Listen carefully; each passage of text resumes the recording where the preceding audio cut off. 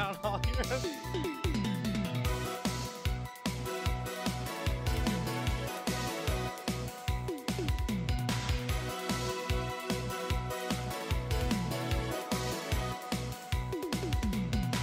Happy birthday,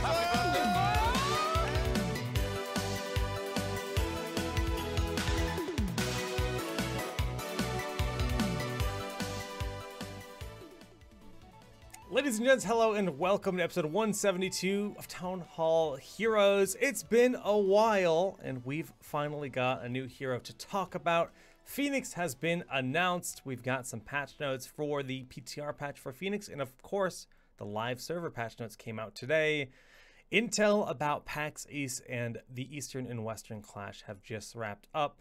My name is still Solid Jake, and joined with me is Dunk Train, Dunkus, and Bakery. Dunkus, what's good? I got you muted. That's me. I'm so good at muting things. I'm really good at it. Wow, rude, Riot. Yeah, I don't know. So I've just been kind of chilling. I've been doing dorm stuff lately.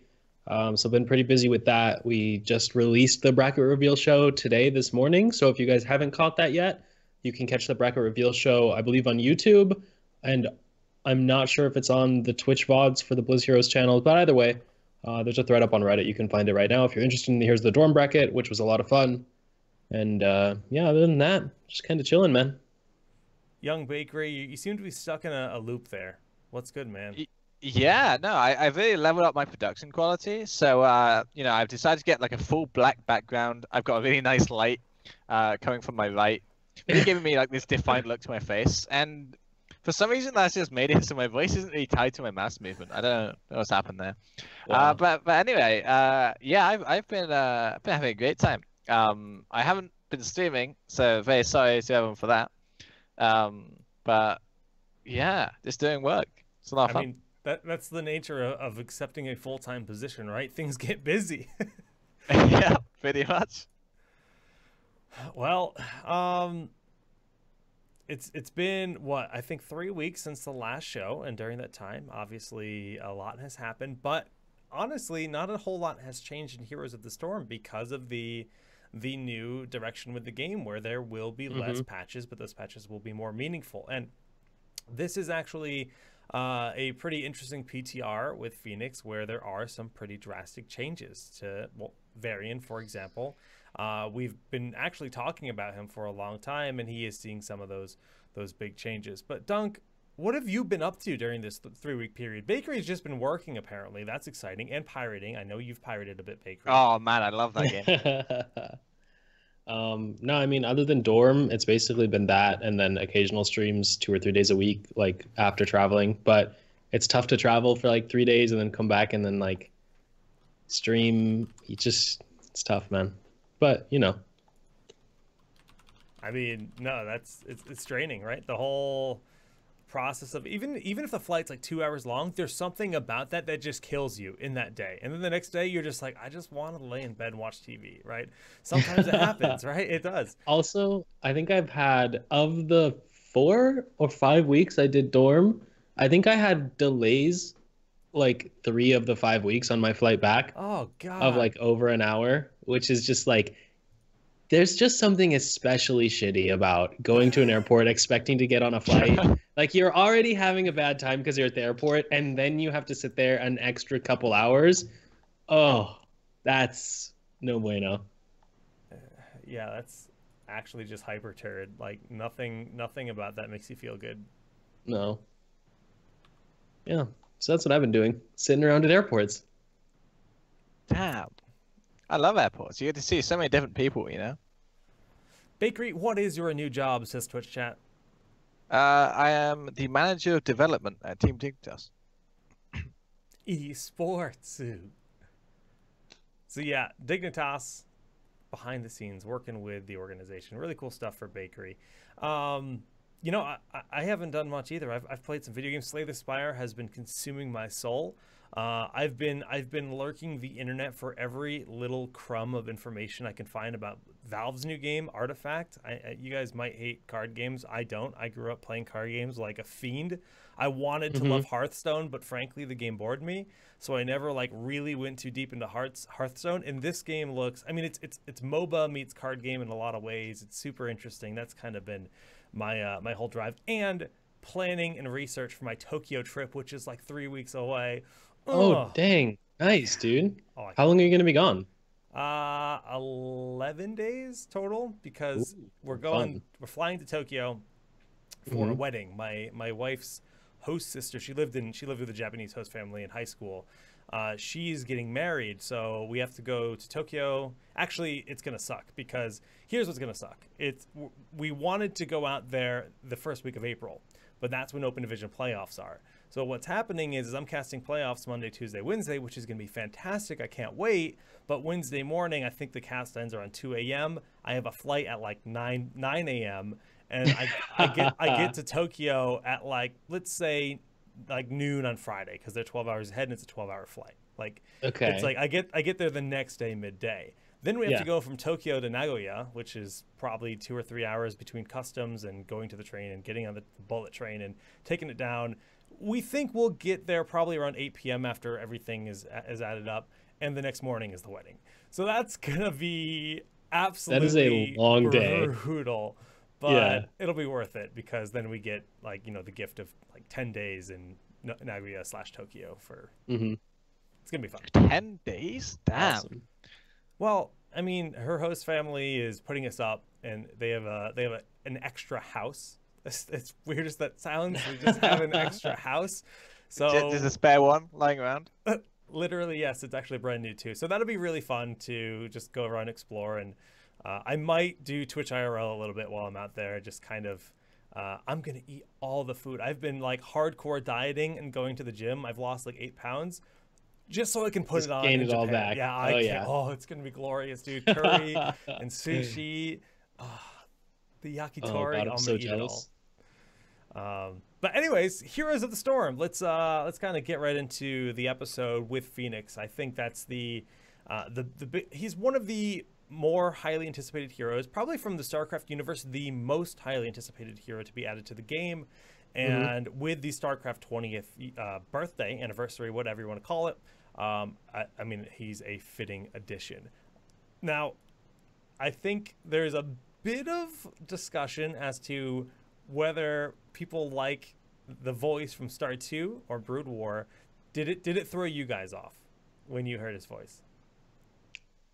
I actually didn't really notice the voice. Like, to me, it didn't matter. Okay. That makes me feel better, because I was like, I have no passion. I didn't even notice it immediately. It seemed good. No, yeah, the Phoenix voice sounded okay to me. Because, like, honestly, I feel like I think of him more as just a Dragoon than, like, Phoenix. I mean, I understand that he was a Zealot and then a Dragoon, and, like, but to me, it's just he's a Dragoon hero named Phoenix more than he, like, is who Phoenix was from Brood War, if that makes sense. That's fair. I feel the same way, which I'm very sad about, because, so, I mean, I can't imagine a lot of people would know this because it's not really relevant, but Phoenix is, like, by far my most anticipated hero from 4 years ago. Like, oh, really? Yeah. Like, I've literally wanted him this entire time. Yeah. I think I've made like 3 different proposals for how I would do his kit. Like, most of them like over 2 years ago now, but like still, like, I was so excited for this hero. It was insane. And he just doesn't feel like Phoenix to me. I mean, I actually love the hero. I really like the design, but it's a Dragoon, which was also anticipated. But it's just a real shame it's not Phoenix. He's really. not your Phoenix fantasy. Yeah, I mean, so. But I'm fine actually, because I've thought up of a new idea how Blizzard can save it, right? They can make a like epic Agree? Hello? legendary, and they can make an Artanis skin like of Phoenix. I mean, wouldn't that be amazing? I guess, but it seems kind of weird at the same time. I mean, Bakery, they Jake, salvaged don't his destroy my zealot in the dreams, portrait. come Look at the on. portrait. There you go. You're satisfied. I mean, that's the standard Dragoon portrait anyway. It doesn't even look like a Phoenix in the portrait. It's like extra bad. So here's the funny thing for me. After hearing just the classic "I Have Returned" of the Dragoon, and that was enough for me to just be like, "Holy crap! I need to replay Brood War and or start StarCraft 1 in general because I haven't played it in a I bajillion years." installed Remastered actually for that exact same feeling. I was like, oh man, I gotta get in on this. Like, Yeah. And I started playing it today, so I only completed episode 1, which is the Terran campaign, because I think 2 weeks ago I finished playing through Warcraft 3 and Reign of Chaos and Frozen Throne, but yeah, man, it's been a long time, and I don't really remember Phoenix's story that well, right? I really remember the Terran narrative, but the Zerg narrative, but I don't remember the Protoss campaign. I just didn't care about Protoss back in the day, right? Young Jake did not like being cannon rushed, so he said, "Screw those stupid Protoss." No, I totally get you. For me, the Zerg was always the most compelling campaign. It was very cool, of course. the Protoss campaign was my favorite, even though they weren't my favorite race. Like Zerg was always my favorite race, but the Protoss campaign was so good. Like especially the ending as well. Fun, very fun game. So let's talk a little bit about Phoenix and his kit as a whole. I think they've done some nice things with him as a hero. Now, first, I actually want to talk about his W, just because he has 2 forms with the auto attacks. He's got the quick, auto attacks for the more kiting, stutter step incentivized style play, and then he's got the larger shots, which give him that nice splash and more oomph to it, but of course at a slower cooldown. On top of that, there are talents, especially even at level 1, that will give him the synergy of hitting 3 heroes with the normal attack, and then having the more powerful ball, or I don't know the names, phase bomb. So your phase bomb gets empowered. Yeah. This is kind of interesting. I don't know if I like it or not yet. Like, I played around with it a little bit on PTR. I don't know. I'm not sold on this part of his kit yet. The whole swapping between the two attacks, or the talents? Like the swapping. I feel like I wanted the swap itself to be meaningful, or like to have a cooldown or something, so it felt, I don't know, it's just like I feel weird about that ability. Really? Taking up a whole button on his toolbar, like without it being a trait. Yeah. I don't know. I actually really enjoy the dynamic of the switching. Like, I think it's gonna make him very. For me, that whole dynamic of switching thing makes it very easy to completely ignore it, and basically be fine. Or not ignore it, but you're close to someone, you have it on repeater. You're not close to someone, you have it on the other one. You're clearing a wave, you have it on the other one. But the dynamic of how you swap, and you see people clumped, so you swap to the phase bomb for one shot and stuff. I think there's so much mechanical potential there to watch someone let's say Snitch or Reset or Poilk play that hero and have that mastery of how they swap would be so fun. Okay, yeah, I can definitely see that happening. I don't know. I do actually have 2 kind of weird tips about Phoenix, which is it looks like he has an incredibly long wind-up animation for his autos, but actually he has the shortest in the game. I'm not even kidding. Jake, I'm not even kidding. If you literally walk along, press A, and then spam right-click as soon as you press A, and the attack will come out. You literally cannot cancel it. Yeah, it feels really weird that the head has to turn before the beam fires. That was tripping me out when I was playing too, because your actual your actual front swing on your attack to fire is actually super short, and your character will even keep turning his head after the attack, after you canceled and started moving again. It's kind of really weird. Good though. No, it's nice that it's that responsive though. I mean, it's definitely a big thing in terms of power level, how long it actually takes your attacks to activate, for animation canceling purposes. So it's just like kind of deceptive. I totally agree with you, Bakery. I It saw threw me for a loop when someone, I saw it. I don't remember who, but someone was like, "Oh, this level 1 feels really inconsistent," because they hadn't worked that out yet. But like that level 1 is the freest level 1 talent ever for starter stepping. It's way easier than Cassia trait, for example. Like you get some like 30% more damage if you move between attacks. Like not only is it already incredibly easy to move between attacks, but also if you move while the shot's in the air, it also counts. So like it's mega consistent. That's huge. Interesting. What if you fire and then move, stop moving, then the projectile lands? Do you still get the bonus on your next attack? You get on the one that was in the air, yeah. Okay. Like even if you move and then stop before it lands, you still get the bonus. Interesting. Yeah, so that's pretty cool. And then the other thing was actually you have to make sure you press either like S, H, or whatever button it is, or you right click before you press W. Because if you go attack the target dummy, then what you'll see is that if you swap to the phase bomb, there'll be a huge delay between casting it. Yeah, because it counts as casting an attack. But if you move very slightly, just like so attack it, right click to the side, and then instant A move as you press W, then the attack comes out almost instantly.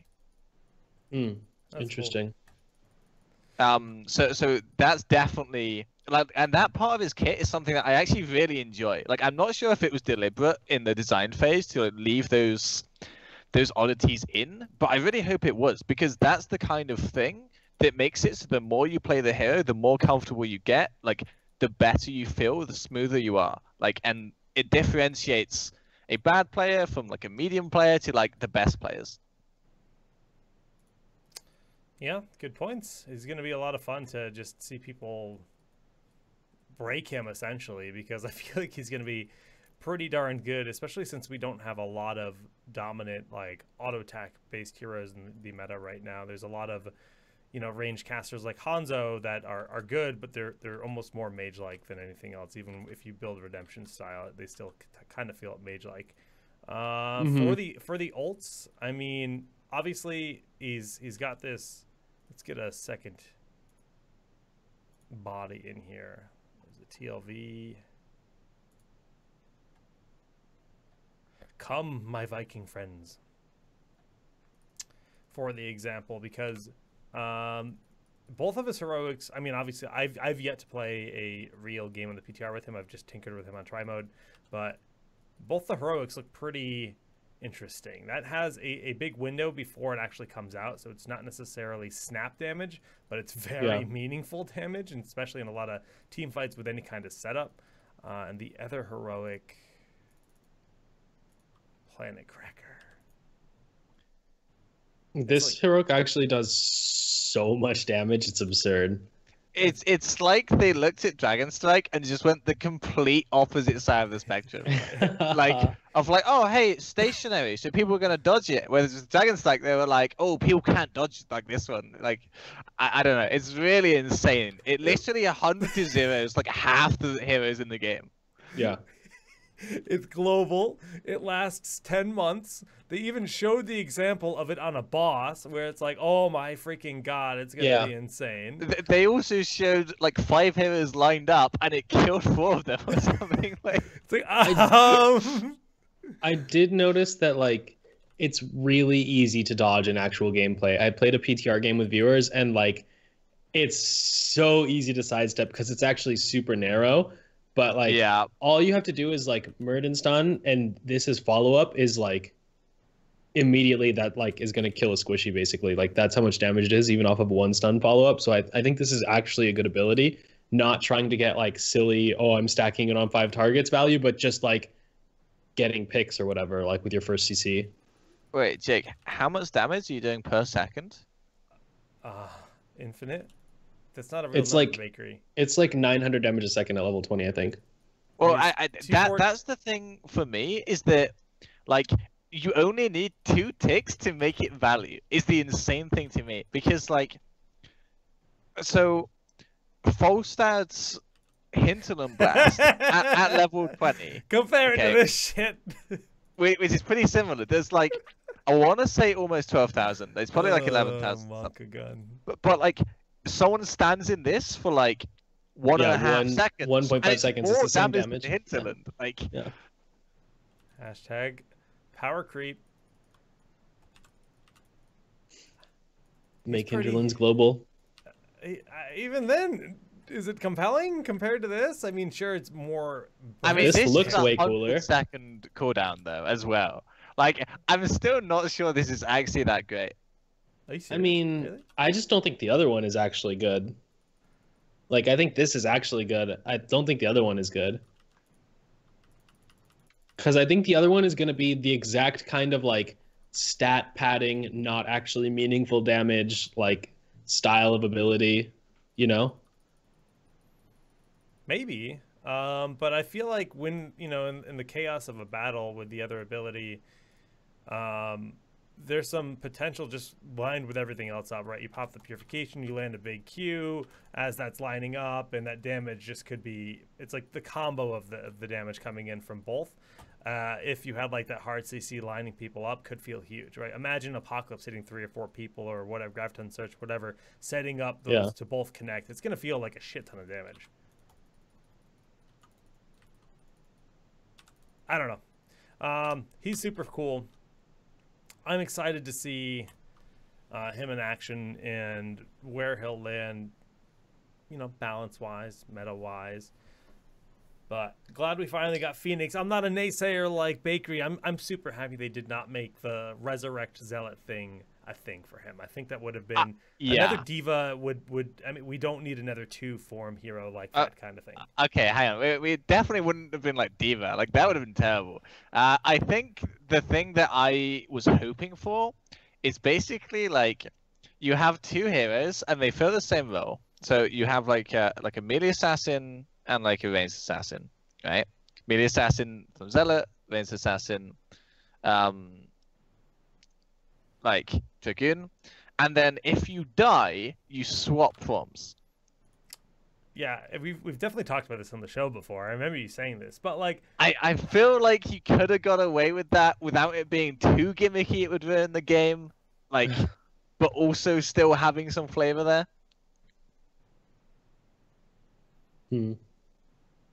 Yeah, I don't know. That's tough, man, because then you have to design 2 compelling individual characters for one release. Yeah, it is a big commitment.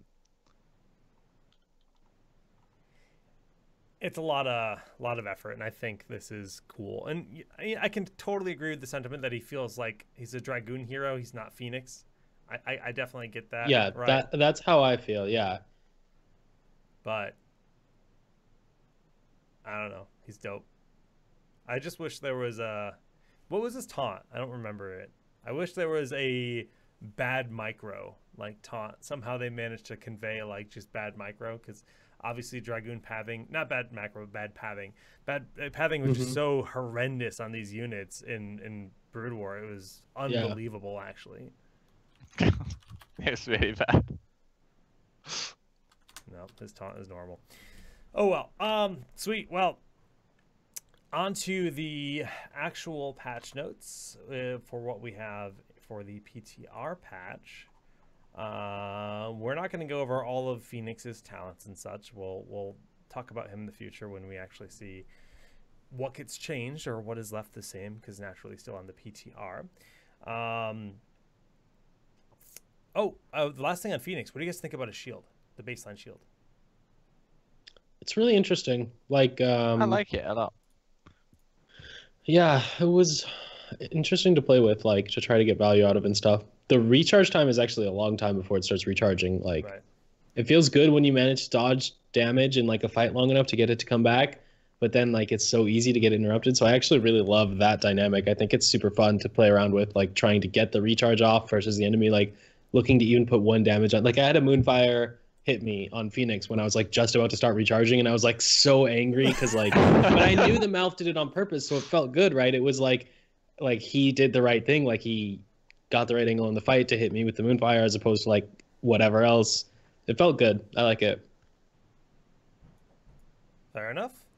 I think it's a cool bit of utility to have the shielding, the mobility, and just the ranged autos. He feels like a nice addition to the game. Agreed for sure. Tracer is receiving some changes on the PTR where she's getting more health, more regen, and more basic attack damage, but other resources are being taken down. So her blink is less, her melee is less, her pulse bomb is less, so she's less of a burst assassin and more of a general harass hero. And I think looking at the baseline, this is really nice. Yeah, I'm totally with you. Like, I'm so happy that they identified that actually, because they actually nerfed the auto attack damage in the past, but they identified, like, the frustrating thing about Tracer is definitely, it's the fact that she does so much burst. So they nerf both of her burst tools. They buff her sustain damage. They make her, like, I would say more normal. Like, it's hard to describe what I mean here, but I basically, like, I want a lot more heroes in the game to be normal, a lot less like insane, like flying around walls, like stuff like that. And that's what I feel they tried to do by making her health more and making her like sustain damage more, but her burst less, and then her mobility less as well.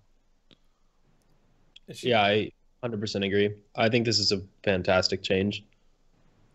It's going to feel a lot less oppressive as to, like, there's nothing I could have done there, right? If a Tracer found a Hanzo sub half health, he's guaranteed dead, right? All she has to do is W pulse bomb E, and it's like the freeze kill for life. And, like, that's still going to happen in a lot of situations. She's still going to have that kill potential, but it's not the one trick all the time, right? The Tracer will be rewarded from being able to dance around, you know, a Varian or a tank that doesn't necessarily have if Varian doesn't have taunt, right? He doesn't have the tools to slow her down, so she'll just be getting that constant, steady, sustained damage safely on those targets, and she'll feel more impactful in those kind of settings as well. So this is cool.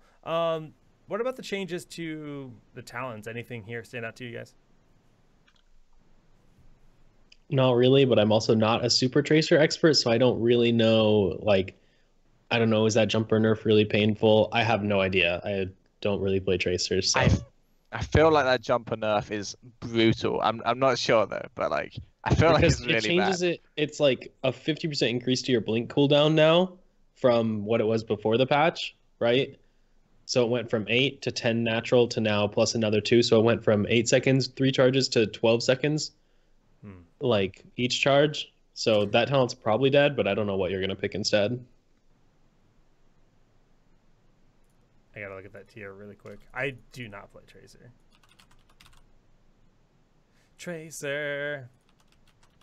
I play her in Overwatch. My excuse with most Overwatch heroes is I'd rather be playing Overwatch if I'm playing those heroes. Like Lucio in particular, I want to be wall riding, man. It feels so much better in the top down and instead of the MOBA setting. And every time I end up playing these heroes and Heroes of the Storm, not that they're not fun. Like I do like playing Genji and Hanzo quite a bit, but I mean, Mata, what can you do? I just tend to stay away. Jumper, okay, increases by 2 seconds for the additional blink charge versus bullet time. I have no idea where Spatial Echo. I'd probably go for Spatial Echo, but that's so based on actually getting kills. It's almost like getting a reset in a way. But yeah, who knows? Down the list, Varian receiving some fairly big changes here, as we see that he has his health reduced a monstrous amount. Like, what is that, like 30%? That is huge. No, I think it was like 22% or something. It's still a shite load. Regen goes down, of course. Health scaling has been increased, so he's going to scale a little bit better. Basic attack damage has been reduced, and the attack damage scaling has been increased. So he's going to start out feeling pretty weird, pretty but he gets heroics at level 4. And I think this is a cool way to approach the redesign almost of this hero and the way that he works as a multi-class. Honestly, I really need to playtest this because when I look at this from like a theory crafting side, these changes seem insane. It doesn't seem like this could ever be like a good thing in an actual game without a lot of data and without a lot of testing. So assuming that Blizzard have done that, I think this has some real potential and it's going to be very flavorful and definitely, I think, a much better execution of his multiple classes than it was before. But if they haven't, or that they got the numbers wrong, then I feel like what we're going to look at is a hero that is absolutely useless from 1 to 4. Like, he's already not very good, but he's going to be like literally tier Z. This guy's not going to be close to any other hero. He's going to hit level 4. He's going to be the best in the game for level 4. And then he's going to hit level 10, and he's not going to have an ultimate. So he's going to go back down to like tier 5. Like, I don't see how that power curve could be anything close to normal without like perfect numbers. Like, yeah, I don't know. It's weird. Like, I like it in the sense that I think it's better that you don't have to wait till 10 before you're a real hero. And like, I think it's better overall than where he was before, but I do agree with Bakery. I have some concerns.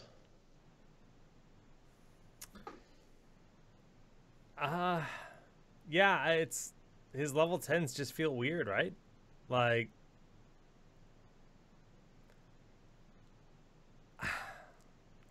I don't know. Like, Varian is a weird case. It's super hard to even look at this and understand what it's going to feel like. What it actually does, yeah. Yeah, because they're trying to do something different with him. Like, when did Varian come out? It's been like 2 years-ish, right? 2 BlizzCons ago, he was announced, and he came out. 1 year and a bit. So, yeah, okay. So, it's been about over a year, let's say, or last spring. And, frankly, he's the only multi-class we've ever gotten. And it's almost like, are we ever going to get another multi-class? Are they going to restructure the class system before we get another multi-class? Like, and is the multi-class concept meaningful when we already have multiple heroics on each hero, right? Is that enough flavor to, just give a hero variety? Do they need 3 viable heroics? Is trying to balance a hero with 3 viable heroics even worth it? I don't know. I think that's a really interesting and difficult thing. Yeah, I totally agree. I think history has shown that Varian is near impossible to balance appropriately through competitive.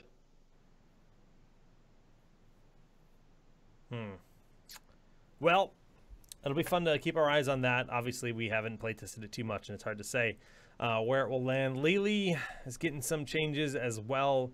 Do you guys play Li Li? These are like all heroes I don't play. One thing I did want to say is Tracer actually has more HP than Raynor now. Fascinating. Tracer has more HP than Raynor. Oh my god. She has more than Chromie now too, then, right? I think Chromie has tons, actually. I think it's really deceptive. I mean, Chromie's a dragon. That makes sense. But Tracer... Okay, well, that's new. Yeah, Li Li change is super small. Reduce the Cloud Serpent cooldown for 2 seconds on the Wind Serpent. Level 1, casting Cloud Serpent also launches Blinding Wind at a near target. So that's pretty interesting. Wait, that could actually be busted. I didn't even notice that in the PTR, but that basically means you can double blind a melee assassin. Guess so. Yeah. Like, you toss the Cloud Serpent on whoever they're diving, they get blinded, and then you get to blind again with your actual blind ability. And then you get to blind them again when your cooldowns come up. Chromie OP. She'll counter Butcher even harder and still be completely useless all the rest of the time. That's what Chromie does, though. Li Li, yeah. Oh, yeah, Li Li. She just counters niche heroes that don't matter. Mm-hmm. I just don't play Li Li at all, really. I don't think anyone does anymore. It's a better place, this world, this Nexus. Sorry, I'm distracted by cats. Cats need their pets. It makes sense, dude. All right, so that's patch number 1. That's the Fenix PTR patch that we were just talking about. So this is the one that's not on live, by the way. Correct. It's kind of confusing to have like the PTR patch come out first and then a patch hit live. So you're like, wait. yeah, these are different patches, but the first one that was listed isn't live. Yeah, they do that a lot actually. It's very confusing for these specific situations where we're talking about both of them. It's like, okay, now fast forwarding to the present, the newer present, where these changes are coming into play. So Razor Swipe gets a 1 second cooldown increase, which is monster. The fact that you're bringing that cooldown from 3 to 4 seconds, and then Visceral Attacks cooldown reduction has been increased, so you get 1.5 seconds with that talent. So theoretically, that talent's now better. To help compensate with this, and the reasoning behind this change was basically Greymaine's too fast and efficient at clear and mercenary camps, so that's why they took it away. It's not gonna hurt his initial like burst play too much, I feel, because that's really where a lot of the value is, right? You just get the Gilnean Cocktail into the Worgen form, into the Q. Maybe there's a heroic in there as well. Go for the throat or the Curse Bolt that started out. That's going to feel really good still on Greymane, but Greymane, seems to be falling off in the assassin world. He is not prioritized nearly as much as he used to be. I was just thinking this. I mean, here's the thing: is that Razor Swipe is so key to how Greymane plays fights as a melee hero, and playing the fight as a melee hero is the high skill cap part. So in terms of like where you want to nerf on Greymane, in my opinion, Razor Swipe cooldown is pretty low on the priority list, but their justification does make sense. But like the reason they give, I would have much rather have seen something, although I guess it is a bit more unintuitive, like Razor Swipe deals 75% damage to minions and mercenaries, for example, rather than increase the entire cooldown when Greymane is already not in a fantastic spot. Like he's probably exactly where he should be right now. Right. I mean, if Greymane's exactly where he should be, then like, I don't know. I feel like he just shoves so many heroes out of the meta. Like anyone who wants to do sustained damage that's not Greymane, like sustained damage with auto attacks, they're just not worth picking. I don't know. You have to do something really crazy like the Hanzo arrow or like be Genji to justify picking over Greymane, you know? I mean, he's got under 50% win ratio and he's not highly prioritized in like pro games. And they decided to make this change now. But like you said, it's totally justified, right? These ideas of trying to nerf his laning and merc camps, I get it, but it's gonna hurt Greymane a lot in his, especially like the late game team fights. But even then, like, are they trying to make Greymane more of a true ranged assassin, right? As a result, maybe make it, because we already see a lot of play with Hunter's Blunderbuss, being the level 20 talent for a lot of impactful, just, ranged damage.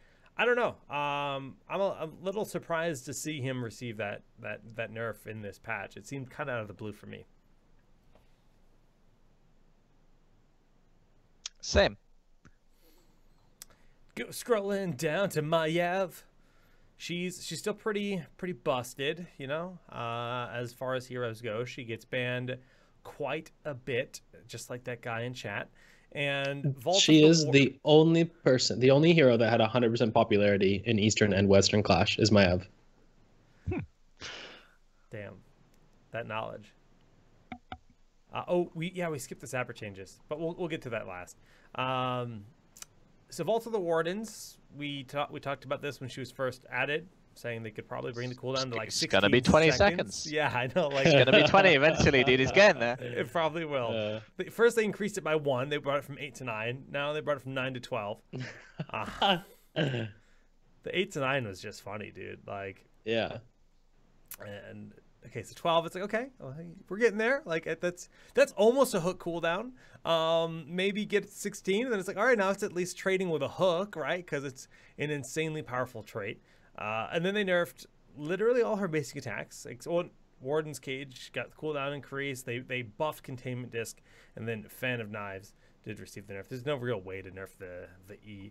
But they did nerf the Shadow Armor, and they nerfed Blade Dance. So it's a step in the right direction, right? They got to nerf her. That's for sure. Yeah, I'm actually surprised these are so conservative. Like, outside of the trait nerf, they're all really conservative nerfs. I think the problem is just like it doesn't touch the Q reset, synergy with AoE. I mean, synergy with CC, and like also her just fundamentally what she does with like the pull is so powerful. I think she's still going to be high priority in competitive. I think knowing a bit about how Blizzard do their design process, I think they don't want to touch like things that the hero designers were very like focused on. So stuff like that Q reset, I feel like that was a big focal point for her kit. Like how you do Qs and how you do like Ws and stuff like that, and how you gain armor, like that was a big part of the kit. I feel like they don't really want to touch those things until they do like big reworks. Yeah. But like in this case specifically, it's those things that are causing the big balance issues. So it's kind of like a difficult place, I would say. Good points. It's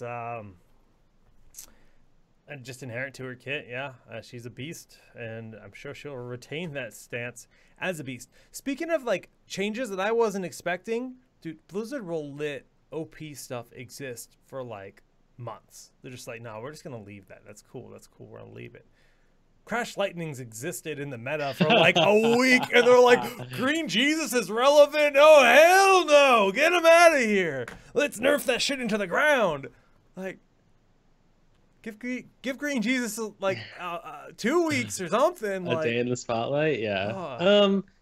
To be fair, in all honesty, like Thrall on 2-lane maps was a serious problem. He was a huge problem on Braxis and BOE. And Volskaya. He's really good there too. Just the objective. Yeah, because it's so slow. So I agree. Like, he needed this nerf.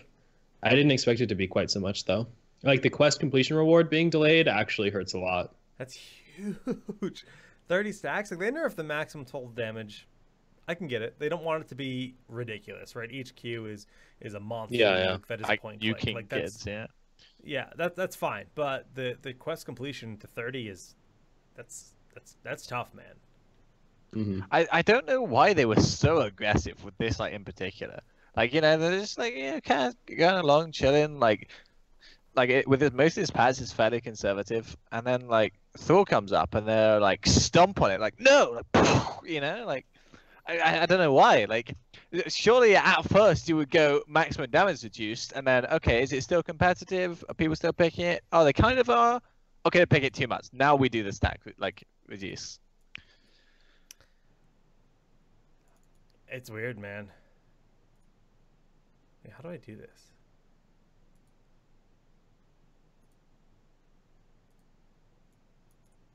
Yay. Just ignore me. I'm excited because I learned how to draw on things. I just wanted to write R.I.P. Rip Thrall. Rip Crash Lightning. Green Jesus, you had a short moment. Vala gets a little bit of additional damage on multi-shot. I like the idea of giving an assassin that's kind of fallen out of the meta a nudge. Just being like, here, take this. We sharpen your arrowheads a little bit. Hopefully it helps. Will it? I mean, it's good. It's nice to, you know, she'll have a little bit better clear. It'll give her obviously something, but I don't know if it's going to be enough to bring her over, say, Fenix in your draft. You'll probably just pick Fenix if you'd ever consider Vala. Yeah, there's also is Fenix broken, by the way? Yeah, Fenix is overtuned right now for sure. Yeah, like I don't know. I saw a few clips of people blinking in, like 1Q, 1 auto, and just 100-0ing like anyone squishy, even like melee assassins in, I want to say, like 2 or 3 seconds. Like, I have no idea what's going on. I definitely think he's overtuned right now. But yeah, back to Vala. There's also a patch note that there was a bug fix for multi-shot, so it wasn't getting the bonus from the level 4 talent properly or something. Like, Arsenal?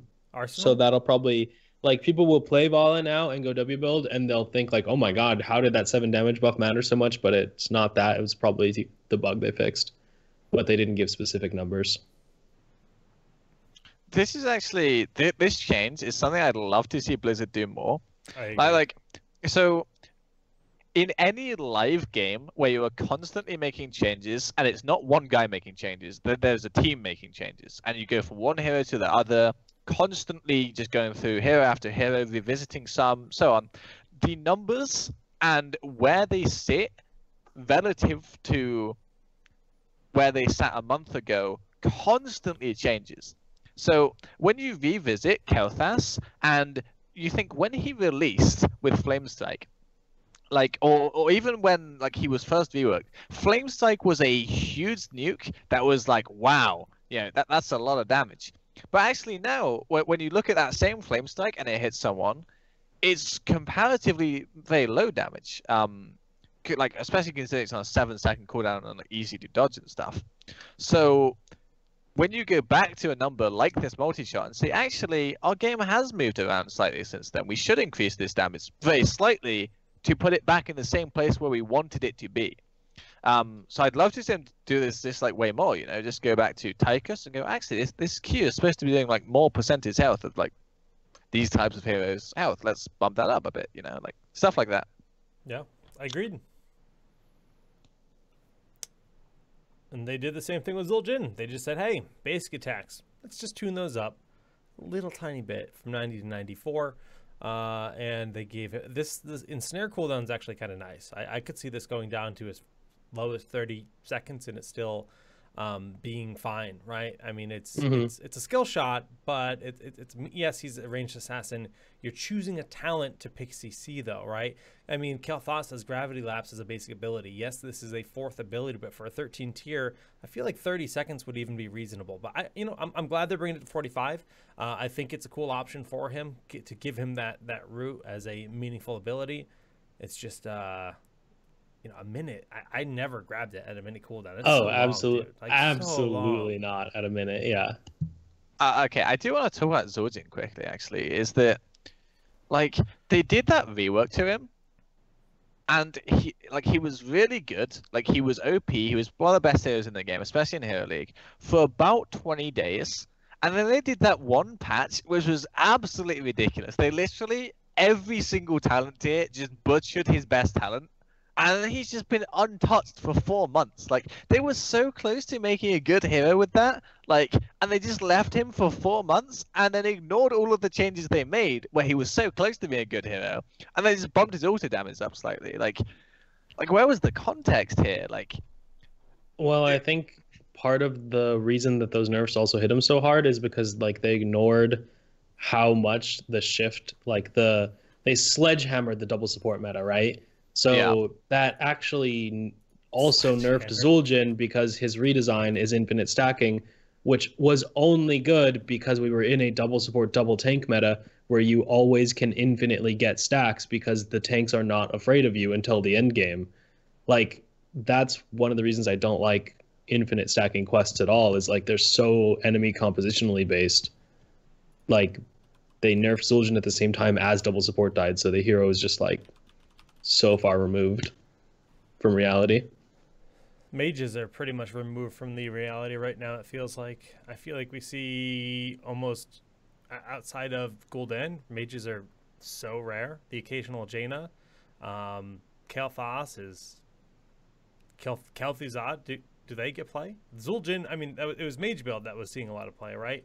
You know, he was functioning at even a lot of the true auto attack heroes don't see a lot of play either for the ranged. It's just the new blood that are seeing all the love, right? The Hanzo, you know, Greymane kind of filling in as a ranged once in a while. It's an interesting meta right now.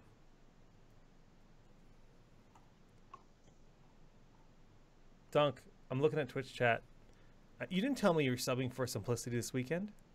I don't think Zul'jin's actually getting play from these buff guys. Don't get too excited. I don't think the 4 auto attack damage suddenly brings the Zul'jin into the meta.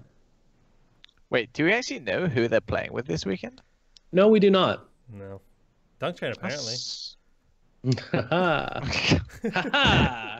Here's when we find out he actually is.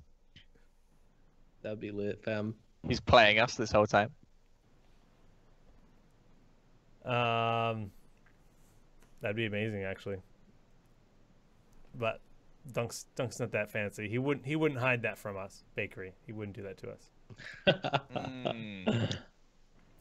Medivh, Arcane Explosions, additional damage from enemy damage absorb reduced from 365 to 350, and force. So Arcane Explosion, it's still doing a lot of. They're just tuning down the damage absorption, but it's still going to be doing a lot of damage to the enemies, right? It has the explosion. I mean, it's a tiny amount of damage off the explosion. Like, it's so trivial. Okay.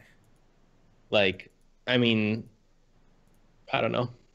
Well, Medivh, AoE Arcane Explosion is so busted. This damage is irrelevant, this nerf.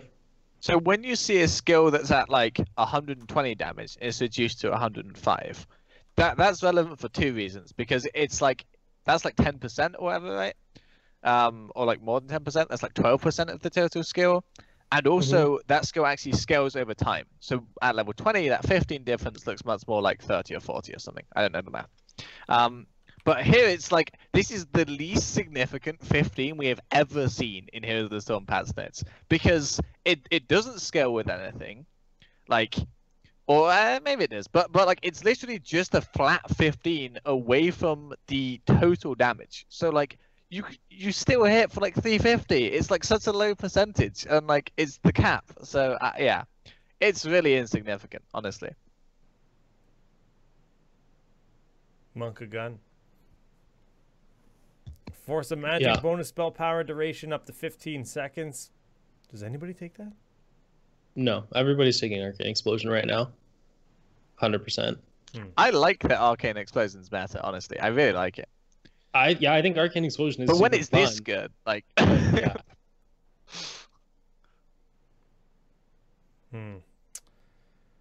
What's the go-to at 13 right now? Is there absorption need the love because they made it baseline, so they're just kind of trying to make the talent more appealing, or what? I think the go-to at 13 is the AoE shield now because it benefits from Arcane Explosion. So it used to be that the AoE shield didn't get any talents for the shield. Now you get the talent that you pick. So you shield and everyone gets a shield, and if a Vala multi-shots across your shielded team, the Arcane Explosion is like, hello, your whole team just got nuked.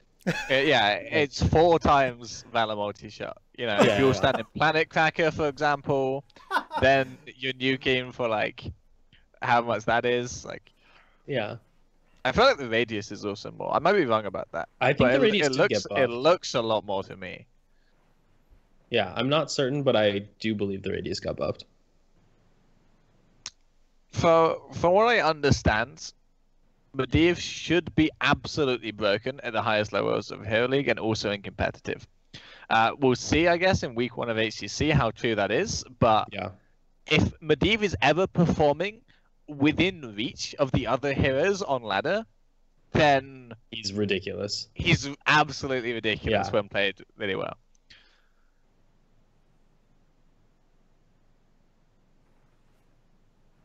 We haven't seen a lot of them in the open division, which is surprising to me. In fact, last night during the semifinals and finals, he was not played once, and he was let through plenty. But I do like the design of his rework and Sony's rework quite a bit. They seem to have been very healthy for those heroes to give them at least some more interesting play styles and not just be like a default build for them design-wise. And they definitely have been picked up a little bit more overall. Down to Ariel. This is another hero that's kind of fallen off and just died. It's like I often forget that she even exists. And if I'm looking at a draft, I'm not saying, who are the supports have? Ariel doesn't even like come online in my brain as an option, right? She just isn't there. So she did get played a little bit in the Eastern Clash, but Chogariel even then lost, right? Chogariel wasn't even enough to win the game that I saw that was played. And she got a little bit of additional basic attack damage, but they then nerfed the Hope generation of her basic attacks with her trait. The cooldown of Detainment Strike is now 12 seconds. That's good. And the Resurrect, that's where we got to buff Ariel. Let's make that a more viable ability. If someone gets picked, we'll just revive. I mean, Crystal Aegis is just going to be more meaningful, right? I don't think they're buffing Resurrect because they have any intention of making it a viable pick for competitive or even Hero League. It's just like it's one of those things where if you look across all the heroes in the game, like you could do things like this more often, like Bakery said, where like absolutely no one picks Resurrect. It's complete garbage. There's no reason for it to be as bad as it is. Even if you don't want it to be the go-to competitive, you can buff it a little. And this is the kind of thing that I think you should be doing is like, look, nobody takes Resurrect. They're still not going to take it now, but at least it's not as bad. You won't feel as bad when someone on your team picks it in QM or whatever. Like, I think that's totally fine. You are going to have a lot of people taking it for the next 2 days, though. Going, oh my god! Oh no, still bad. Oh, sorry, team. My bad. Yeah, maybe. But yeah, I like it. This I is like Resurrect. I think it's legitimately. I think it could be utilized a lot better at a high level. If you run a specific strat where you have a melee assassin who suicides and you get a guaranteed trade 1-for-1, and then you use Resurrect. Bakery is going to craft that Kamikaze Genji build right now. Like, you have to use Gust, though. You have to use, like, Gust or Emerald Wind or something to actually make it work. So when I was drafting Brightwing suddenly, what's happening? It gets a bit weird, right? This is But, why like, you're not in Dignitas anymore. You claim that you retired, but you just wanted to play Brightwing. We know. You know your secrets. Brightwing Ario, double support. Bakery's trying to bring it back. No, but for real. What? Yeah, I'm not too You sure could about make this it one. work. I mean, work might be a strong. Just stick with the Crystal Aegis and put your eggs in that basket rather than this weird Ariel Resurrect basket. Well, no, so it would be a cheese, but if you do it correctly, where you suicide one guy, like, you get the guaranteed trade 1-for-1, and then you gust them out of res, it's fine. It's good. It's good, unlike Ariel. I mean, there's some other nice little changes here. The blind duration's been nerfed, though. Like, Diamond Resolve, they buff that. That's cool, but it's level 20. Angelic Flight, hell yeah, buff that. I mean, it's fun talent. It's hilarious when it gets picked in competitive play in a setting where they know they can end, which is cool. People think I actually meant Aegis. I know it's Aegis. I just said Aegis because I said eggs in a basket. Get the... Random. I was shitting on Dragon Ball Super during Open Division last night, and I asked people to tell me when the show actually gets good. People said episode 96. That's the response I just got in chat. I'm like, I love DBZ. I loved it growing up. Like, but Super is, I'm like 30 episodes in, and I'm just, Anyways, Malfurion, nerf on the movement speed and nerf on the nature's balance. I think Malf's in a really good position where this won't affect him too much. I think they're definitely nerfs that are warranted, but at the same time, he's still going to be a beast. Yeah, he's pretty OP. Probably too conservative, I would say, unless they're looking to bring every other support up to that level, which I would really love.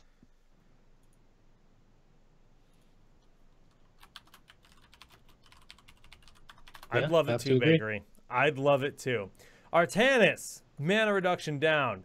That's going to help him be relevant. Templar Zeal, faster cooldown rate increase from 200 to 300. They're preparing for that Fenix legendary skin. Like, that's what they're doing. Really minor things, you know. They're just preparing for it. I don't even know what that talent does. I have to look it up now. What am I watching? I don't want to listen to my own voice. That's terrible. Get ready for the that's the flight. blade dash cooldown. I see. Okay. Oh, this is last season. The young Heroes Hearth when they were amateur teams. Whoop. McIntyre flew in. That's so good, actually. An amazing clip. An amazing clip. And I remember being kind of caught off guard because I've literally never seen that played in a competitive game. They had False Ad in their team. So you see the flight animation and it's like, that's not False Ad. Like, that's not Falco. Blazerino.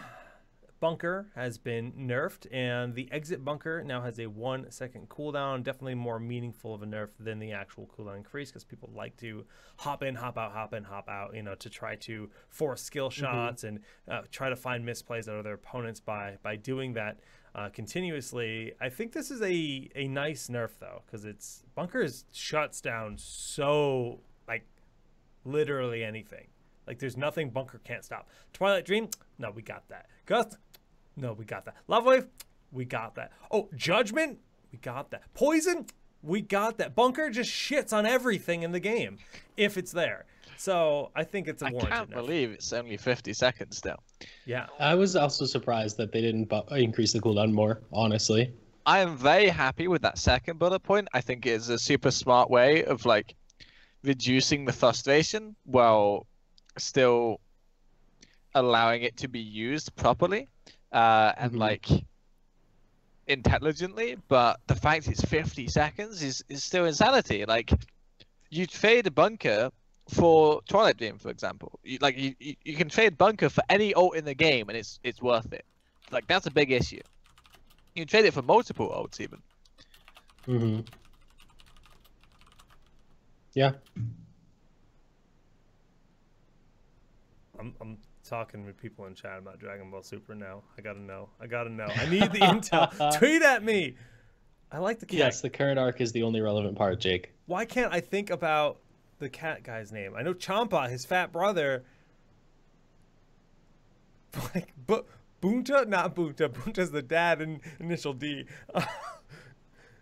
Goku Black Arc is where I'm at now. It seems really bad. Furious Blow, bonus damage, increased level 1 talent. Battle Rage, max charges reduced to 2. Battle Rage is the Merc Lord, quote unquote, talent, right? Yeah, the Mark Lord that got bundled up with the active heal.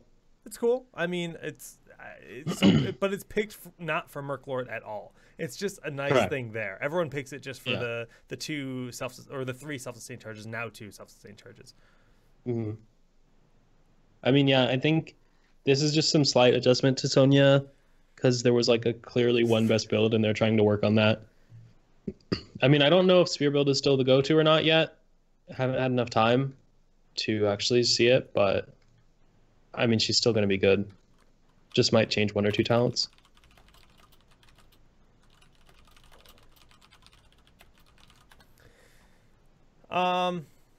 Yeah.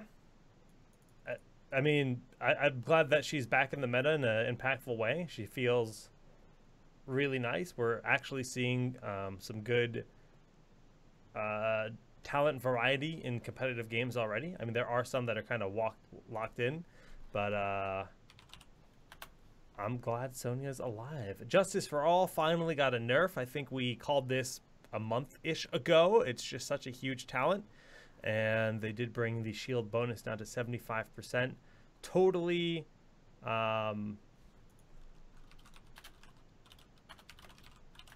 totally justified for that nerf. Justified justice. I don't like how they've done it. Like, this talent is used in a way that I don't think it was designed to be used, in which you just shield a minion wave and win a solo lane. Yeah. Like, it's destroying people like the hacker. Even Leoric's getting hurt by it. Like, it doesn't make Tyrael fun to play. It doesn't make him fun to play against. Like, he has a talent like specifically made for like a solo lane. Actually, I don't remember which one it is. It might be Lifesteal or something like that. Or like, I mean, I don't know what it is. Chat just had the rename. Just take it away from minions. Call it Justice for Some. You're good. Like... Yeah, I mean, it really shouldn't apply the increased shield to minions or something. Like, it's great that it does it for allies. It's still going to be a strong talent if it only applies to allies. Even if it's 75% it only applies to allies, it's still probably the best talent on that tier. But, yeah, like, just making it apply to minions is just frustrating, in my opinion. I agree. Yeah, well, Justice for Some in the next patch, guys. It's coming. Hopefully. Lastly, Tyrael fixing issue causing some Mechaterial skins to appear untextured. Kitty, stop meowing. when my cat meows, he gets picked up, and then he hates his life, and this is his new prison. Fix an issue causing a placeholder sphere to appear. Yeah, whatever. The sappers have a 30-second increased cooldown now, increased spawn time on Towers of Doom for the respawns. And I think that's a really, really necessary change because, man, those sappers, they're just always available. Yeah, really important. I preferred towers before the 2018 gameplay update. Most people do. Yeah. I believe the sappers were 30 seconds longer back then. Sounds right. Not 100% sure, but I think they were. So happy to see this change.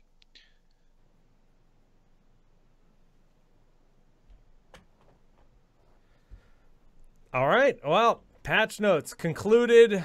Cat acquired. Bam. We've talked about Fenix. We talked about the PTR patch. We talked about the live patch.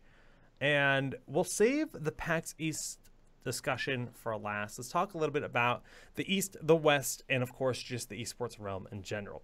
The newest news coming in to this community, of course, from HGC is the fact that a player in North America has been suspended. Now, if you follow the greater esports realm, or at least the Blizzard esports realm, you'll know there have been some pretty drastic suspensions that ended up happening in Overwatch. We had, I can't think of the player's name. It's just like XQC. Okay. He received it was his second infraction for, was it competitive play? He was just throwing games in competitive matches, like on ladder, right? Is that what the... I don't think so. Okay. I mean, there's a lot of stuff that went down with XQC and Overwatch League, and his org as well doing weird things that they didn't have to, or maybe they did. Who knows? Anyway, Overwatch League has been very forward-thinking, super on top of, like, if you mess up even slightly, we are coming down hard and fast, and we are not messing around.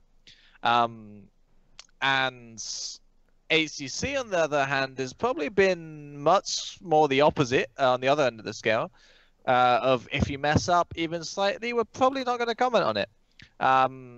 And if you mess up like a lot, like really a lot, then okay, we're going to do something, but like not really anything. Till now. Until now. Urho has been suspended for the remainder of the year, which caused him to end up being dropped by his organization, meaning he's no longer on Simplicity, which is why we were joking that Dunk will be subbing in Simplicity this weekend because they need a new player to replace Urho. He's done. If you look at his Twitter, he has pretty much unfollowed everyone in the scene. He's deleted his info. He's removed his header. He's just purged everything.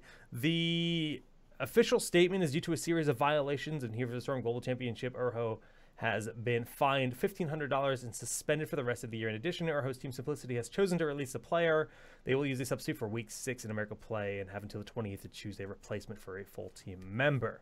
The violations are conduct of the players, coaches, and managers, behavior, anti-harassment. So there has been some if you know Laura Lania, she's a community member. She's been in the scene for a long time. They were dating for a long time. TLDR, they broke up. There were some words exchanged at some point. She posted some images of him threatening her. Apparently, I was told by people in my stream that his family members threatened her. I don't know the validity of that because I did not find that information or those tweets myself. There's also, I think he tweeted claiming that his right-wing opinions, he's part of this movement called Men Go Their Own Way, which to me is like the neckbeardiest thing in the world. Like the fact that that's like, it's like the fact that like, I don't need a woman, the fact that you need to express that to me, and to teach their own, right? But that's like, come on, like who wants to make that a part of who they are? The fact that I don't need there are plenty of people that are single and happy. You don't need to fucking slap a banner on the wall and be like, I fucking hate women. And that's basically what he was doing apparently on social media, harassing women, you know, just stuff like that. That's what I got and what as to what this led to. Did I look through his Twitter and confirm all of these facts? No, because I don't care enough, to be honest.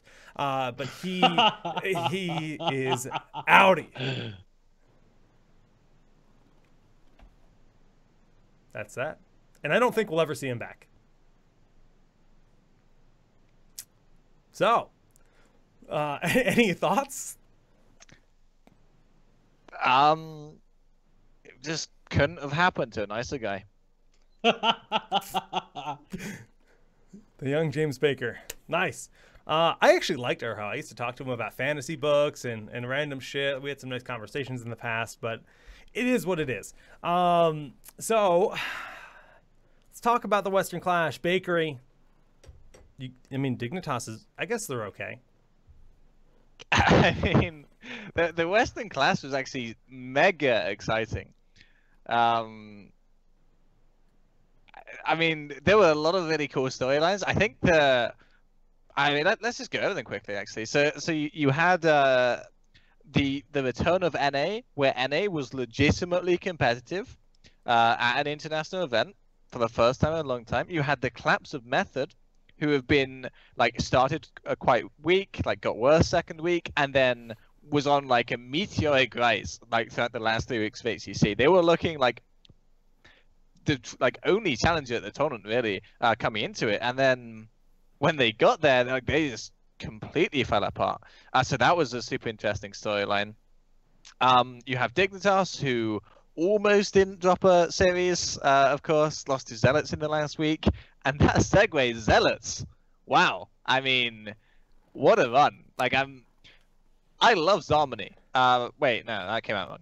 I'm a huge fan of Zarmony, and I was actually so happy to see him in the final and almost winning the whole thing. But I couldn't be too happy, I had to see him lose.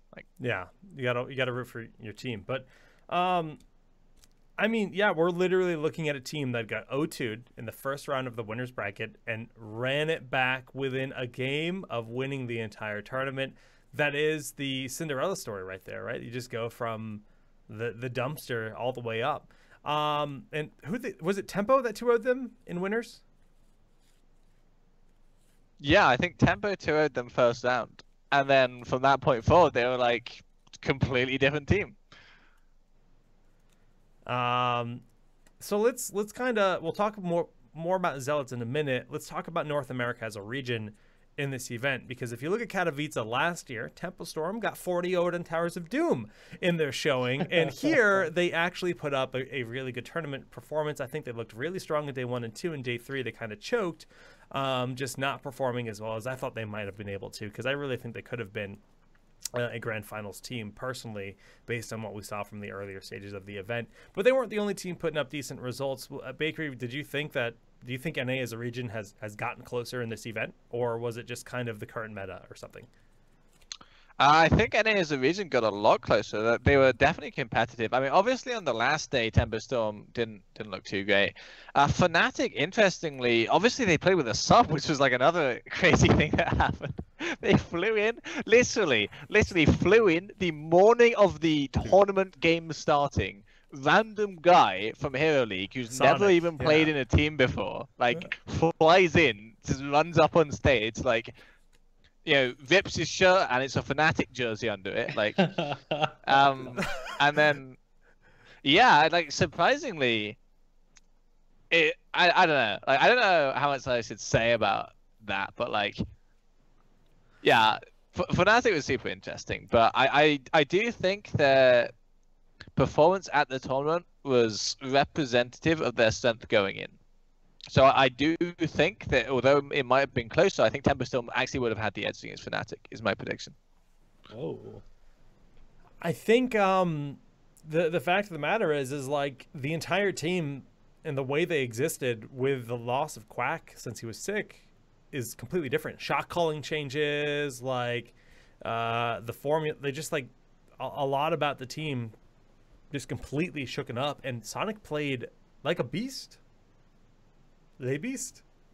So it was fun to watch for sure. I watched a lot of day 1 where he had his debut of that tournament, and it was impressive, especially seeing him play some of those mages in that event. But back to Zealots. Are they firmly a top contender in Europe, or what do they have to prove to become a top European team? I think they're a top European team, honestly. Like top 2, top 3? How comfortable do you say they are?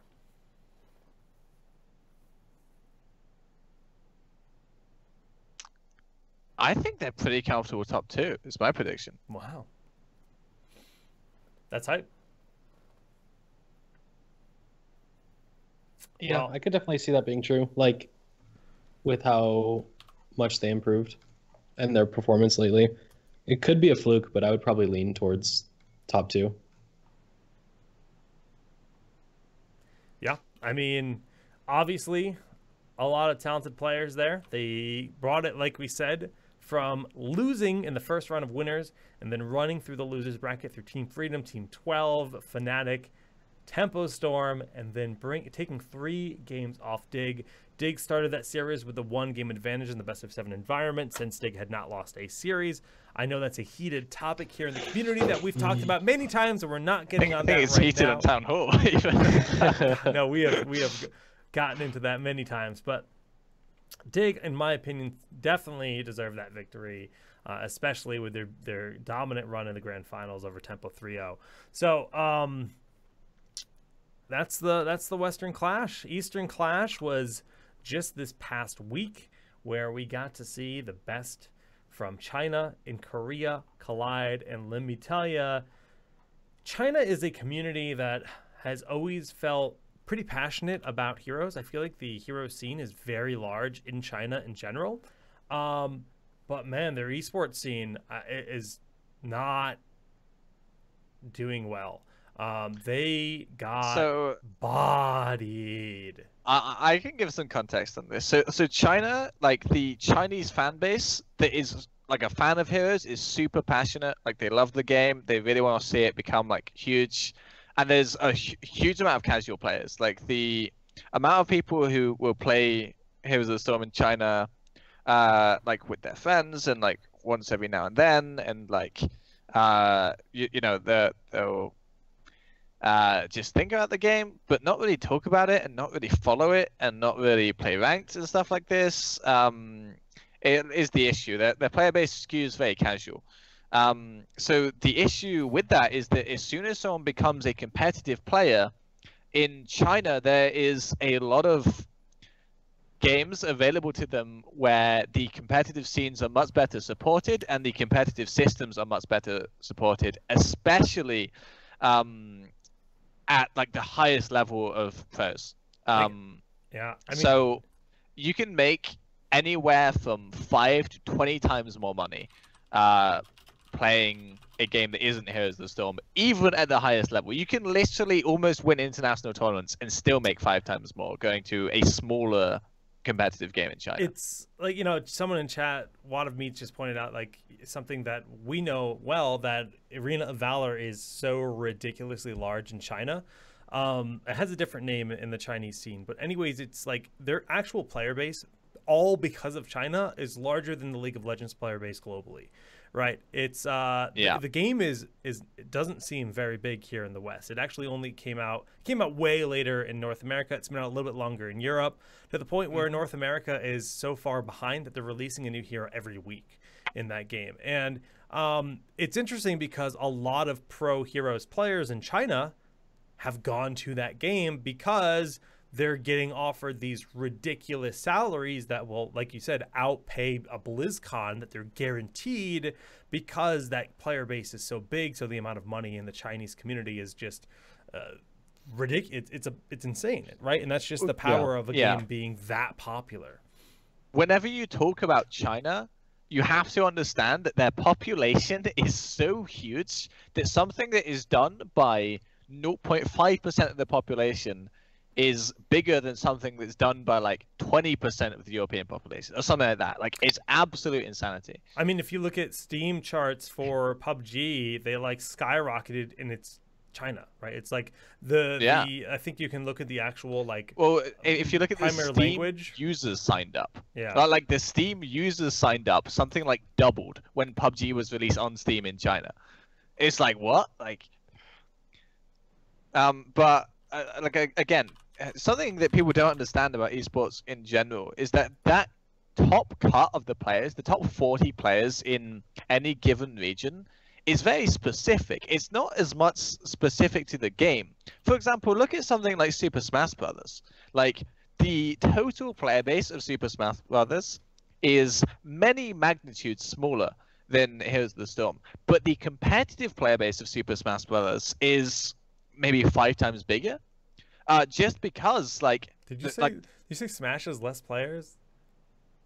Yeah, than Heroes. I Right think now, every college kid on the planet plays Smash. Like, at least. Are you sure? No. No, I'm not saying Melee. plays melee. I'm not. Ye- Oh, okay, not melee, but like Smash. Yeah, I'm 4. talking about Melee specifically.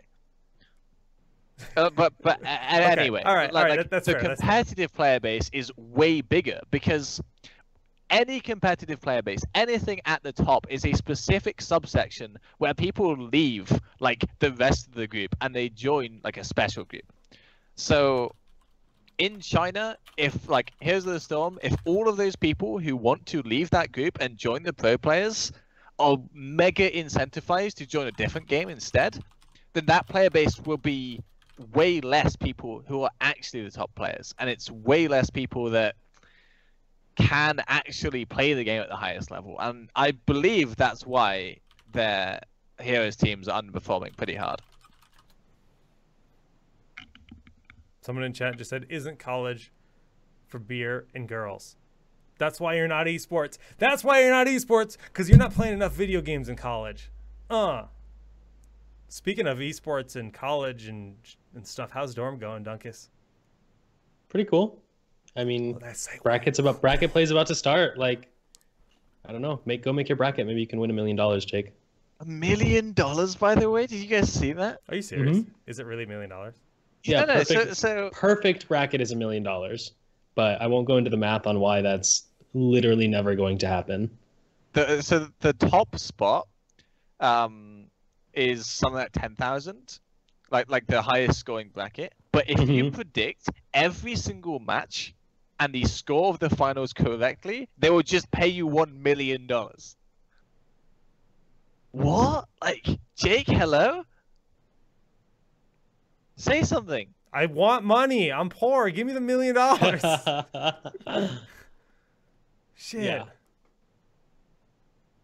Perfect bracket. Monka. Yeah, I want it. Yeah, that's crazy. Obviously, Dorm is still like another month of content, right? Dorm isn't until like May. Dorm finals are like May 5th or something, right?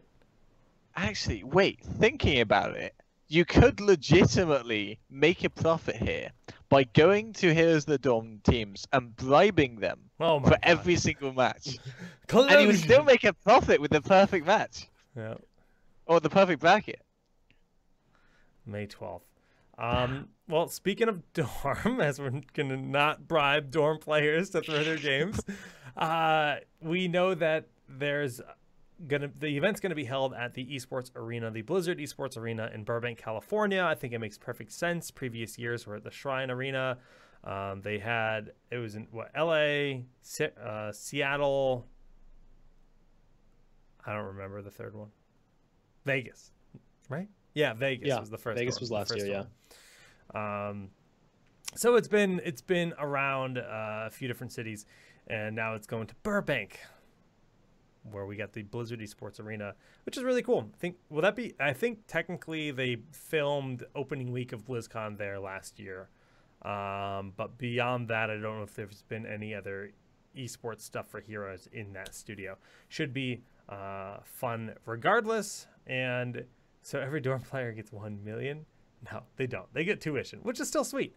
I think that's that though. And there's no other like rumblings in the community, right? Because we're just about to start back up. They confirmed that the Sonya balance patch is going to be the patch played for week 6 of HGC, which is around the corner. And HGC will be resuming shortly. But I guess the next thing on the agenda for Heroes of the Storm is just PAX East. PAX East is they've been kind of teasing a panel that's happening, and we don't know what. Let me pull it up. Oh, I did want to say something about that panel actually. You want to see something about that panel? Is that what you said? Yeah. There's actually something really interesting on there. Okay. Say it. Actually, wait, are we using Skype? Does it still do like a flash up when I type a message? Probably. But you're not using a webcam, so it doesn't help you. Oh, perfect. Well, I can't see it. Now you ruined Dunk Train. He's all like elevated now because you typed. Wait, what? Yeah, I don't know. You ruined my camera. I can't see your messages, so. Wait, you can't read them? I cannot because of the way that I have everything set up right now. Skype sucks, all right? I will shit on Skype every time I use it. Oh, hang on. Can I message you somewhere else, like Discord? Yeah, you can Discord it up. That's secret. We can keep it secret. Oh, that's not secret. Hold on. Don't do it yet. Who's... Okay, we're good. Okay. Use the town hall chat there. I mean... we're gonna keep some secrets from you guys right now. Some people in the chat are asking about Eastern. I mean, other than China getting bodied, if you want to know anything about Eastern or watch it at all, just watch winners finals, grand finals. Like, other than that, you're probably fine. You can watch losers finals if you want, but basically all the first round was completely irrelevant because all the Korean teams just bodied, and then like finals were awesome. The finals were awesome. I cannot believe KSV somehow find a way to come into the team as the strongest, or come into the tournament as the strongest team, and then somehow lose so consistently. This must be like the 9th time they've done it. Feels bad. Also, like, they won 3-0, so like overall in games against Ballistics, they went 6-3, right? But because they 3-0'd and then 3-3'd, they lose the tournament. Feels bad, man. All right. So, Bakery has a very attentive eye to the details. You can look at the panelists here for the Inside the Forge, Blizzard's Heroes of the Storm 2018 panel, and look at the panelists. Jeff Kanata, Matt Villers, lead hero designer. Now, who was the lead hero designer prior to this, Bakery? Because I actually don't know. So Ken Eric was the lead hero designer, and you can see on the page, actually, there's a new lead hero designer. So Matt Villers is, I believe, quite a long-standing dev. He did Malthel, and I can't quite remember what else he's done, but he's now the new lead hero designer, so that's exciting. And this, I believe, will be his first panel. That's crazy. And then Cloakin is going to be there on the panel, and KO Milker, or I feel like I always say, I think Milker? I don't know, I always say it wrong. KO Milkman, we'll call him. We're just KO. He's a boss. But I think they're get a front row seat for the introduction of one of the most unlikely heroes from Blizzard's history. Now, when I think I read like a tweet or something else, so we'll add to the larger Blizzard universe, right? They're saying the larger Blizzard universe. To me, that's like Lost Vikings, right? Because the heroes that aren't part of the major IPs, that's kind of what it leads me to believe. But at the same time, we had that data mined image of the church or whatever from Diablo 3, which had everyone speculating Deckard Cain just a few weeks ago. Like, is Deckard Cain confirmed? It's the exact, monastery or whatever it is that he's sitting in. And the larger Blizzard universe, Deckard Cain's never had abilities. He's never been a fighter. Like, is it that, or is it Blackthorn, or is it rock and roll racing? Like, I don't know. Do you guys have any one way or another you're leaning for this? Not really. I just took that to be generic, like, marketing speech, honestly. Like, I didn't really read anything into that statement. One of the most unlikely heroes from Blizzard's history. Oh man, like I don't know. I feel like if they do that thing and then like it goes out to the Heroes community and people on the forums and Reddit and Twitter like see that line and then make such a huge deal out of it, if it's just a random Overwatch hero, then people will be pissed. Like, Brigitte, it's just like Torbjorn's bird. It's like, okay, yeah, that would be no Bastion's bird, not Torbjorn's bird. Excuse me. Learn the lore. Someone said Destiny. Destiny does not count as Blizzard. Battle.net does not equal Blizzard. yeah, agreed. I'd be offended if they added a Destiny character. I'd probably uninstall. Especially since Destiny they 2 all is suck. such a disappointment. God damn, that game sucks. I've played Destiny 2. I've never been less invested in characters in my life. Like, I just could not believe them in the slightest. Especially that Zavala guy, you know. He's just got a really weird voice the entire time. He's just so grumpy and blue. Yeah. And then the female character has like the personality of wood as well. Like, oh man. The personality of wood. Yeah, but she's a nice mahogany at least. Like I'd own a dresser made of that wood. Yeah. I skipped Destiny 2 completely, so Good job. dodge that bullet. Woohoo! Chad is right. Nathan Fillion as Cade 6 is fun, but he's just the humor, right? He's funny, See, right? no, but he was terrible in Destiny 2, but not a lot of people realized, because if you knew his character from Destiny 1, and like I did, you went back and found his character from Destiny 1, and then you looked at it in the context of Destiny 2, the character was great. But they just completely messed up the introduction, because you never cared about the character, and then he was just a dick, and then he was disappeared for half the game, and then he didn't do anything for half the game, and then he like forced you to rescue him a few times. Like, there was no reason for you to care about him. So even though he was kind of sounds like the whole game Destiny 2. There's no reason to care about it. That game is a hot pile of garbage. Please save us, Anthem. But that's EA, so we're probably doomed forever from the loot shooter unless Borderlands 3 comes out. So yeah, PAX East. Obviously, if you're going, make sure you check out the panel. It's Thursday at 12:30 p.m.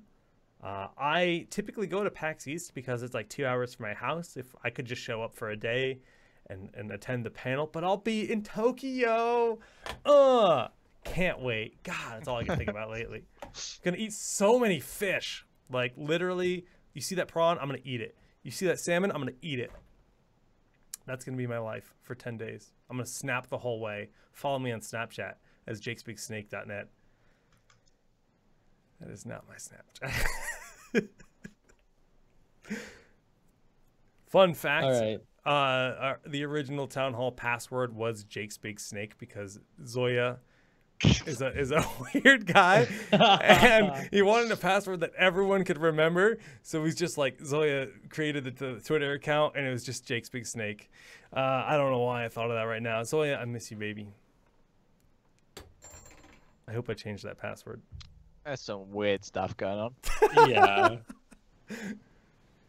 I need to try Japanese curry. It's amazing, dude. You have no idea how many times I've eaten Japanese curry in my life. I am like I have just literally a stack of packs of roux in my closet so I can make it at will. And I lived in New York where I ate it all the time. Sweet. Well, you know, did we miss anything? I feel like it's been a few weeks since we had a show. It has been a few weeks since we've had a show, but did we manage to cover it all? Bakery's been talking nonstop the whole show. Just look at him go. Relentless.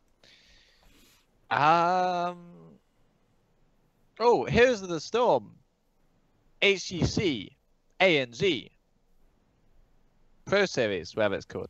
It's played on the balance patch that just released. Yeah, I saw something on Twitter about that. That's 12 really hours not okay. is the turnaround. Why? Yeah, Would they do That's that? super not okay. There's no tournament realm for Australia. Oh, well. And then they just released the balance patch. So, unlucky.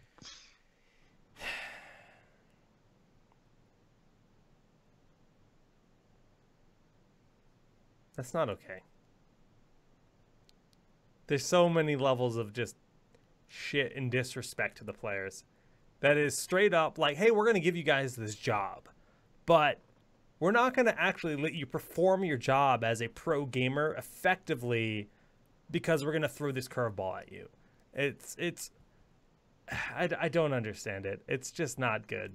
You know, they're being given the opportunity to play the game at the highest level, but then showing up and maybe not playing optimally because the patch is so damn fresh. And suddenly some teams can benefit from, some teams just like adjust faster than others. Some teams can just like latch onto an idea and, you know, exploit something that may or may not be busted in these kind of patches. Not saying it's going to happen, but like, it's just not healthy for the, for anyone really. Like, it's just kind of dumb. So that is disappointing to hear. I did not know that was the case. In other news, Blizzard have put 50 million Carbot portraits into the PCR build. Oh, 50 million. Yeah. Well, I think it's 50 million and 12. You don't quote me on the exact number. It did take a long time to count. I might have fit like, you know, phased out in the middle of there, but a lot of them for sure, which is pretty nice. Huh. IGN updated their Here's the Storm review. The infamous 6.5 is now an 8.0. Yeah. Which I still think's a bit low, but I think at least it's fair.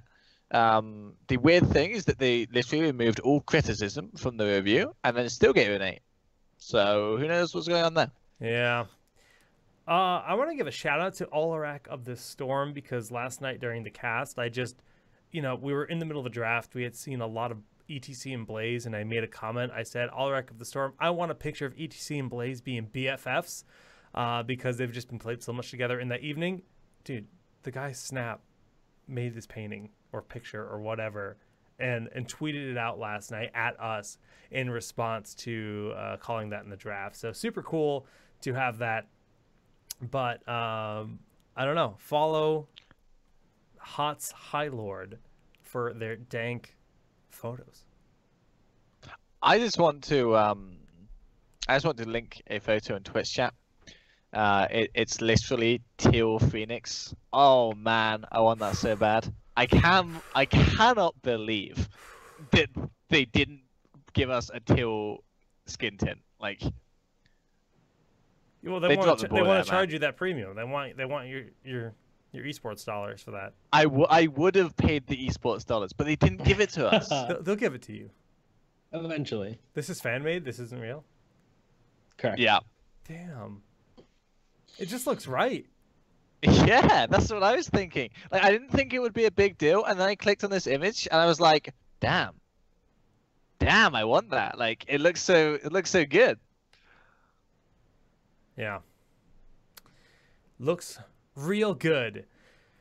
Well, ladies and gents, that concludes our episode tonight. Oh, I guess the one other thing is No Tomorrow is back as another sponsor has left Heroes of the Storm here in the NA scene. Sponsors are hard to come by nowadays, and I mean, we got Simplicity this season, but we just, what was it, Space Station? I don't even remember.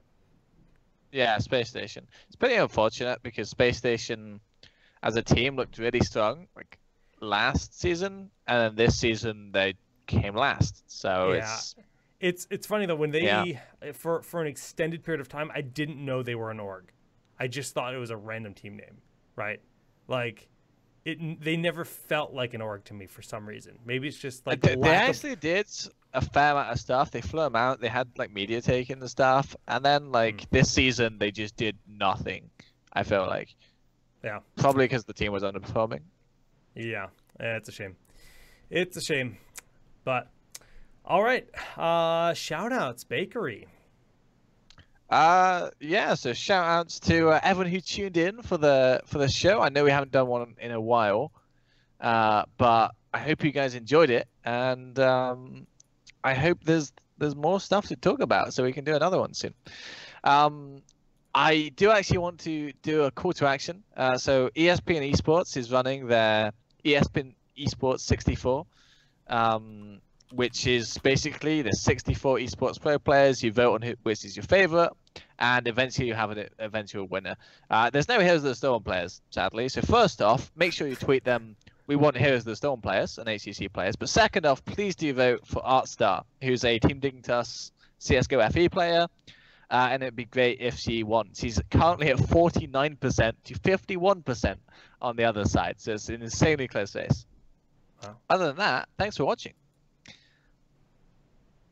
Dunkus. Bakery, rigging votes. Rigged. That's all these things are. It's popularity contest at the end of the day, right? So true. Yeah, so again, thanks to Dorm Squad for having me out there to cast, and for all the Dorm players, man. I hope you guys had fun in the regular season. If you didn't make it to round of 64, I hope you still had a good time playing Dorm. Hope you got to make some friends, have some good times playing Heroes, and everyone make sure you make a bracket. No reason not to. Yeah, make them Dorm brackets. Dorm on the 12th of May, so a solid month out. Thanks everyone for tuning in. I mean, obviously we're doing shows less frequently nowadays, but today just felt like there was a lot to talk about. It was a lot of fun just going over the new content and speculating PAX East. PAX East is likely the next time we're going to have a show. However, as I mentioned, I believe that when is that PAX East panel? I linked it somewhere in Discord. The date of the panel is the 5th of April. And guess what? That's the day I fly to Japan. So I'll be in Japan for 11 days that time. So our next show will likely not be until after I return from Tokyo, which is a solid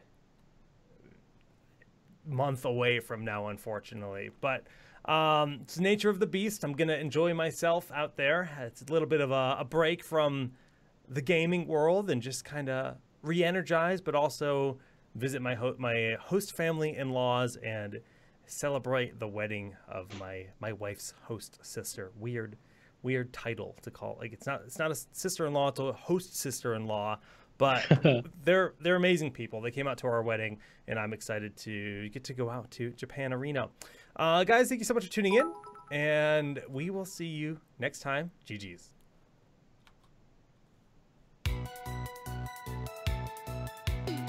Welcome here to TownHall Heroes.